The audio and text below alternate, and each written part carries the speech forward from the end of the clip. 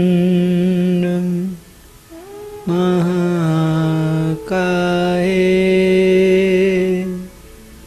सूर्यकोटि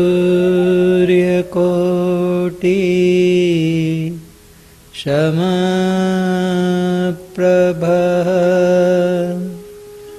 निर्विघ्नं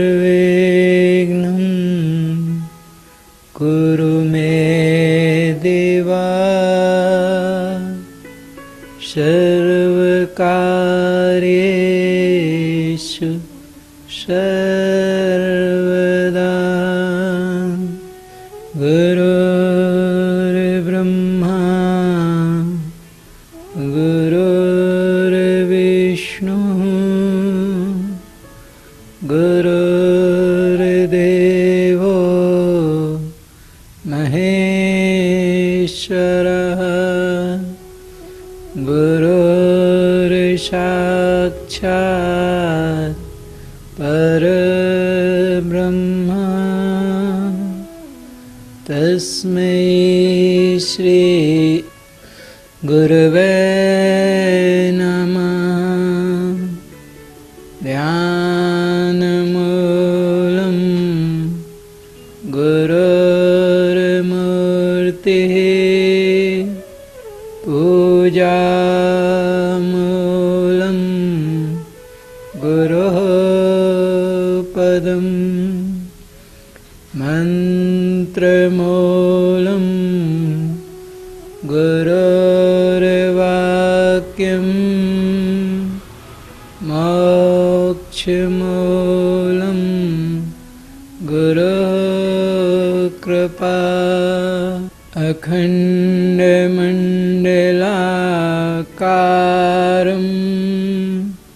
व्याप्तं येन चराचरं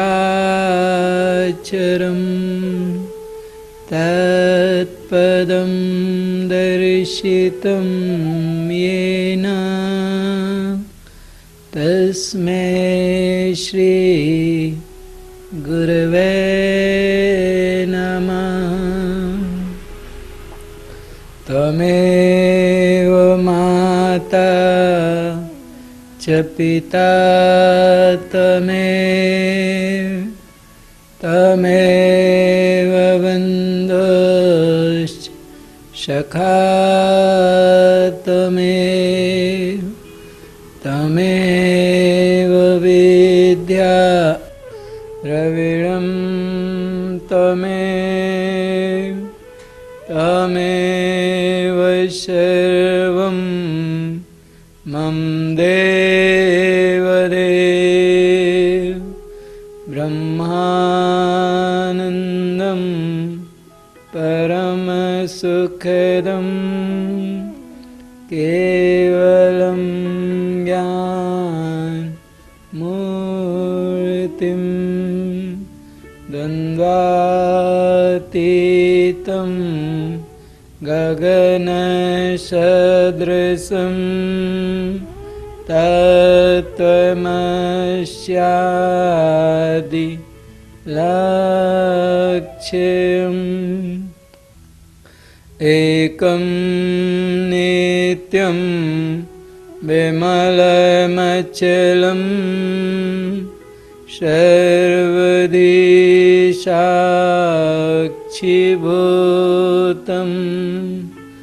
भावातीतं त्रिगुणरहितं सद्गुरुं तं नमामि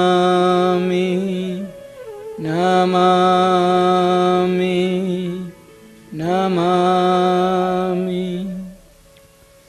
कृष्णं वन्दे जगद्गुरुं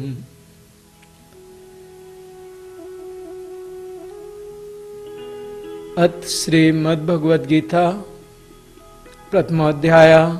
धृतराष्ट्र उवाच धर्मक्षेत्रे कुरुक्षेत्रे समवेताः युयुत्सवः मामकाः पाण्डवाश्चैव किमकुर्वत संजय। श्रीमद्भगवद गीता अखिल ब्रह्मांड के नायक के जीवा से निकले हुए वो शब्द जो सारे जगत के प्राणियों के लिए, मनुष्यों के लिए अमृत के जैसे, और उस अमृत का पान जितना अधिक किया जाए जीवन उतना शांत, समृद्ध और पूर्णता की ओर प्रवाहित होता है।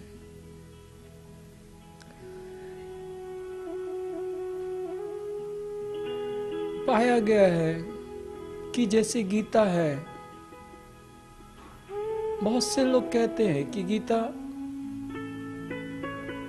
कोडेड लैंग्वेज में है। कोडेड लैंग्वेज बिल्कुल ऐसी लैंग्वेज जैसे बहुत सारे डॉक्टर्स आपस में बातचीत करते हो। साधारण व्यक्तियों की उनकी सारी बातें पूरी तरह से समझ नहीं आ पाती। कोडेड लैंग्वेज ऐसी लैंग्वेज जो जिस फील्ड का है, जिस व्यवस्था का है, उनकी शब्दावली भिन्न होती है। इंजीनियर से वो इंजीनियर्स के साथ बात करेंगे, उनकी लैंग्वेज फिर चेंज होगी। डॉक्टर से डॉक्टर के साथ बात करेंगे, उनकी लैंग्वेज चेंज होती है, उनके शब्द कुछ और होते हैं। शायद डॉक्टर्स इंजीनियर की बात अच्छी तरह ना समझ पाए।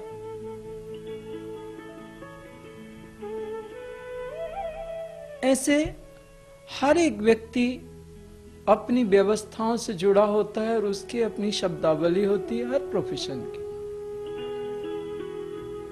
जो साधु हुए या जो श्रेष्ठ विद्वान हुए, उनकी अपनी शब्दावली है। साधारण व्यक्ति है, उसको समझ पाना थोड़ा कठिन है। भगवान कृष्ण या अर्जुन जिस स्तर के थे, आज के समय में एक साधारण व्यक्ति क्या उनकी हर एक शब्द को और हर एक शब्द के अर्थ को वैसा ही समझता है जैसे अर्जुन ने समझा, या हमारी समझ उससे कुछ अलग हो गई?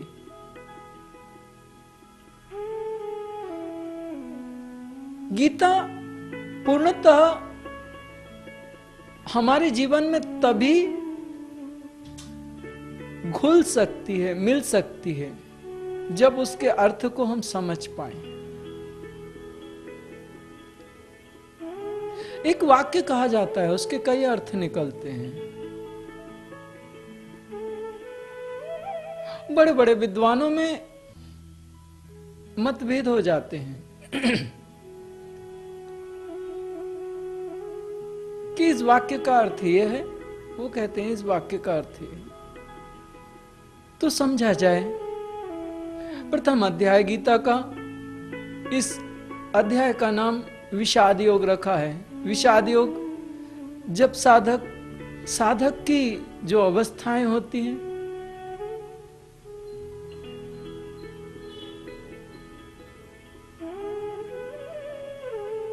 पहली साधक की अवस्था होती है आर्थ, दुख और पीड़ा से भरा हुआ होता है। उसके अंदर एक इच्छा होती है कि बहुत पीड़ा है, बहुत क्लेश है, बहुत दुख है, मन क्षुब्ध है और कोई रास्ता कहीं से प्राप्त नहीं हो रहा। इतनी उसकी स्थिति आर्त की होती है। जब वो किसी श्रेष्ठ के पास जाता है तो उनसे प्रार्थना करता है, कृपा करिए।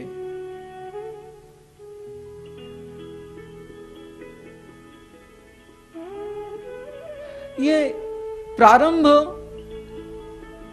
एक साधक का विषाद योग से होता है, और कहा जाए कि विषाद से ही साधक निकलता है, उचित होगा। अगर हम देखें, जितने भी वाल्मीकि को देखें तो बाल्या डाकू से वाल्मीकि निकला। जब बाल्या को, उस डाकू को बताया गया कि तूने जितने पाप किए उसका पूरा का पूरा अधिकारी तू है, तू ही भोगने वाला है, क्योंकि कर्ता तू है तो भोगता तू है। तो बाल्या को लगा मैंने तो हम पूरे परिवार के लिए किया, सबके लिए किया, मैं अकेला कैसे भोगता हो सकता हूं? कैसे मैं अकेले भोगता हो सकता हूं? उसके परिवार ने कह दिया नहीं, ये तो तुम्हारा कर्तव्य है कि तुम हमारा पालन करो। तुम डाका डालते हो, तुम लोगों की हत्या करते हो, तुम कुछ भी करते हो, उसका वो कर्म आपका है, उस कर्म से हमारा लेना देना नहीं है। आपका कर्तव्य है आपके परिवार का पालन करना। तब बाल्या के अंदर से वाल्मीकि का प्रागट्य प्रारंभ हुआ। उस समय आर्त की अवस्था में आ गया वो डाकू। उसने किसी समर्थ के आगे समर्पण किया। उसके हृदय में विषाद था कि मैंने इतने पाप कर्म किए, मुझसे इतनी गलतियां हुई, मेरे अंदर इतना, ये सब मुझे अब भोगना पड़ेगा, मुझसे गलती हो गई, अब इसके आगे का रास्ता। तब उसने समर्पण किया किसी समर्थ के आगे। वो स्थिति आर्त की होती है, प्रारंभिक अवस्था आर्त की, विषाद से भरा होता है। उसके बाद में जब उस पे गुरु कृपा होती है तो वो साधक वैश्य श्रेणी का हो जाता है। अब उसके अंदर कृपा भरी है, गुरु का ज्ञान और गुरु की कृपा उसके अंदर भरनी प्रारंभ हो गई। अब वो वैश्य श्रेणी का साधक हो गया। जैसे कोई व्यापारी धन को इकट्ठा करता है, ऐसे उसके अंदर ज्ञान धन संचित होता है। अब वो ज्ञान धन जब उसके अंदर संचित होता है तो वो वैश्य श्रेणी का साधक हो जाता है, क्योंकि उसके अंदर संचय हुआ, गुरु का ज्ञान प्रकट हुआ, वैश्य श्रेणी का हो जाता है। अब जब गुरु का ज्ञान प्रकट हुआ तो उसके आसपास बहुत सारी कृपाएं प्रकट होने लगती हैं, बहुत सारी व्यवस्थाएं, वो व्यवस्थाएं जो उसको भटका सकती हैं, जो उसको उस स्थिति से गिरा सकती हैं। उस धन के पीछे चोर लग जाते हैं,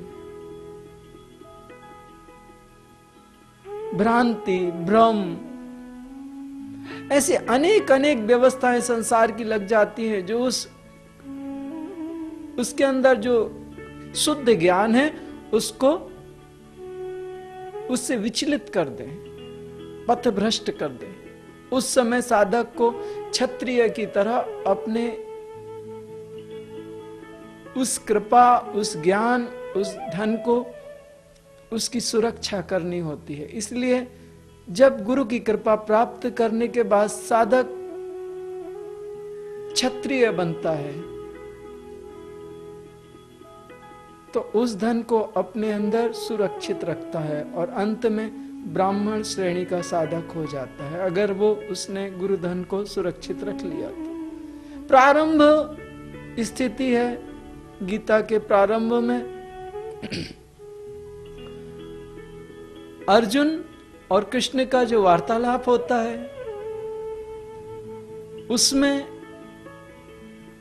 अर्जुन का विषाद उसके शब्दों से बह के बाहर आता है। इसलिए इस अध्याय का नाम विषाद योग रखा, और ज्यादा स्पष्ट कहा जाए तो अर्जुन विषाद योग। अध्याय का प्रारंभ धृतराष्ट्र से होता है। धृतराष्ट्र समझा जाता है कि धृतराष्ट्र एक व्यक्ति है और संजय दूसरा व्यक्ति है। धृतराष्ट्र एक अंधा राजा है, जन्म से अंधा राजा जो देख नहीं पाता, और संजय एक ऐसा श्रेष्ठ विद्वान है जो दूरदर्शी है, जिसको दिव्य दृष्टि प्राप्त है। गीताकार अखिल ब्रह्मांड का नायक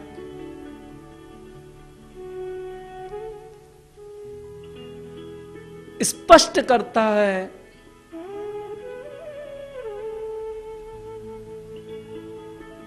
कि ये कोई बाहर की गीता नहीं है, हमारे अंदर की व्यवस्था है। इसमें क्षेत्र माने शरीर, कुरुक्षेत्र माने शरीर, और इसका प्रमाण गीताकार ने लिखा है, इदम शरीरम कौन्तेय क्षेत्र मित्य विधीयते। इदम शरीरम कौन्तेय, यह शरीर कुंती पुत्रो क्षेत्र मित विधीयते। हमारा ये शरीर ही कुरुक्षेत्र है, हमारा ये शरीर ही धर्म क्षेत्र हो सकता है। श्रेष्ठ विद्वान कहते हैं, जो मनीषी हैं वो कहते हैं, अज्ञान से भरा हुआ मन जन्म से ही अंधा है। अज्ञान से भरा हुआ मन जन्म से ही अंधा है। यही धृतराष्ट्र है, हमारे अंदर का धृतराष्ट्र। हमारे अंदर सजातीय वृत्तियां और विजातीय वृत्तियां, ये कुरुक्षेत्र है, और इस कुरुक्षेत्र के भीतर जो सजातीय वृत्तियां हैं वो पांडव हैं, और जो विजातीय वृत्तियां हैं वो कौरव हैं। और जब हमारे अंदर दैवीय शक्तियां ज्यादा बढ़ती हैं तो ये कुरुक्षेत्र धर्म क्षेत्र बन जाता है, और जब हमारे अंदर आसुरी शक्तियां बहुत ज्यादा बढ़ जाती हैं तो यही कुरुक्षेत्र हो जाता है।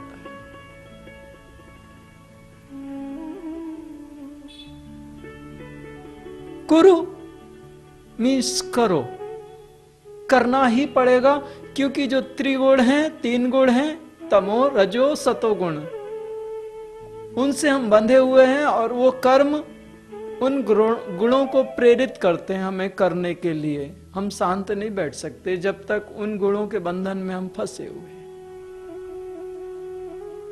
तो मित्रों, धर्म क्षेत्रे कुरुक्षेत्रे समवेत्ता युष्वः मामकः पांडवाश्चैव किम कुर्वत संजय।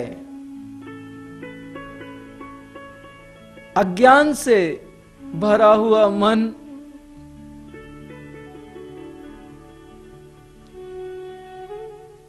परमात्मा की अनुभूति को जानना चाहता है।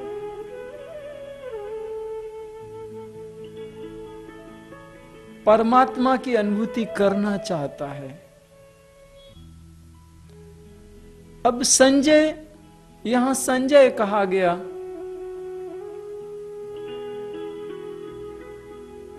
जब हम मन का संयम प्रकट कर लेते हैं तो हमारे अंदर संजय हो जाता है। हमारा मन जब संयमित हो जाता है वही संजय है। मन, जो 5 इंद्रियां हैं वो अश्व के जैसे हैं, और मन एक रथ है। अगर ये 5 इंद्रियां हमारे कंट्रोल में ना हो, उन अश्वों की, उनका कंट्रोल, उनकी रथ की जो लगाम हमारे हाथ में हम पकड़ के खींच के रखें तो वो रथ हमारी मर्जी से चलेगा, और अगर हमने ढीला छोड़ दिया तो वो मन बेलगाम हो जाता है, उसकी लगाम छूट जाती है। और वो कहां जाके हमें कहां पटकेंगे वो अश्व, उसका कोई पता नहीं चलता। 5 इंद्रियां हैं। एक इंद्रिय कहती है स्पर्श का सुख ले ले, एक इंद्रिय कहती है स्वादिष्ट भोजन कर ले, एक इंद्रिय कहती है सुंदरता को देख ले, एक इंद्रिय कहती है सुंदर सुंदर सुन ले, और एक इंद्रिय कहती है मुझे खुशबू चाहिए।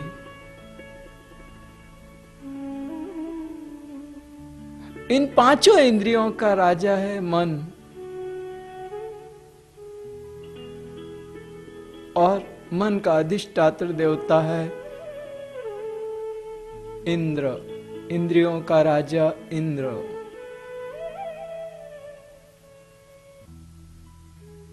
संयमित मन ही संजय है।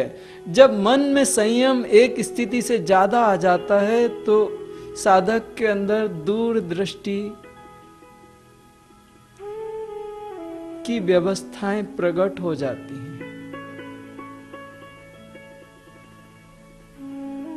और वो दूरदृष्टि की व्यवस्थाएं प्रकट होने पर साधक के अंदर जो डिवाइन एनर्जी है, वो संजय की दैवीय जो दिव्य शक्ति जो संजय कहा है, एक जो सजातीय प्रवृत्ति है, वो संजय की आ जाती है। संयम की, संयम रूपी संजय। अज्ञान से भरा हुआ मन, जहां अंधकार ही अंधकार है, वही धृतराष्ट्र। तो यहां इस अध्याय में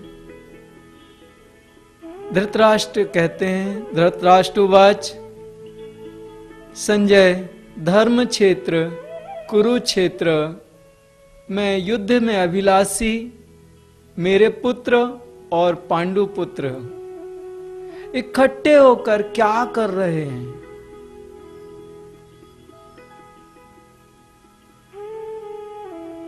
हर व्यक्ति की एक इच्छा होती है, हर व्यक्ति के अपने अपने मन में एक व्यवस्था आती है, और लोग कहते हैं मैंने गलत नहीं किया, मैं हमेशा सही करता हूं। उसके अंदर बैठे हुए संजय की स्थिति इस बात को निश्चित करती है, उसके अंदर मन का संयम कितना है, उसके बाद ही निश्चित हो सकता है कि वो सही सोचता है या गलत सोचता है।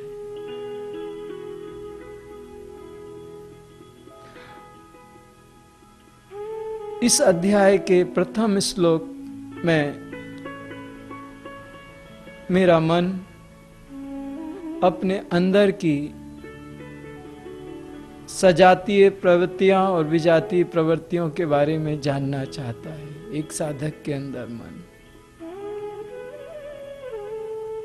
अज्ञान में डूबा मन, अपनी इंद्रियों को संयमित करता हुआ इस जानने का प्रयास करता है कि मेरे अंदर क्या हो रहा है।